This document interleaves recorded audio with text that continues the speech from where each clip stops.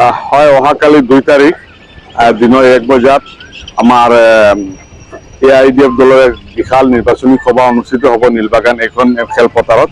আৰু ইতিমধ্যে আপুনি দেখিছে আমি যিবিলাক প্ৰিপেয়াৰেশ্যন আছিলে সেইবিলাক সম্পূৰ্ণ কৰি আছো, প্ৰস্তুতি চলি আছে।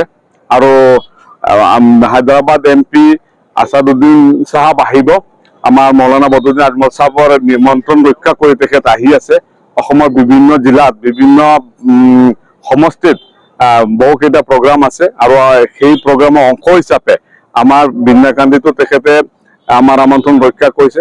গতিকে সমূহ ৰাইজক, বিশেষকৈ আমাৰ বিন্যাকান্দি সমূহ ভোটাৰক, হোজাই সমষ্টিৰ ভোটাৰসকলক আৰু লামডিং সমষ্টিৰ ভোটাৰসকলক আমি সাদৰণি নিমন্ত্ৰণ জনাইছো যে আপোনালোক আহক আৰু আমাৰ সভাখনত উপস্থিত হওক। যিহেতু তেখেত এজন ব্যস্ত পলিটিচিয়ান আৰু অসমৰ one of the best politician, গতিকে তেখেত যিহেতু উপস্থিত হ'ব, কিছুমান মূল্যৱান কথা আমি শিকিব পাৰিম।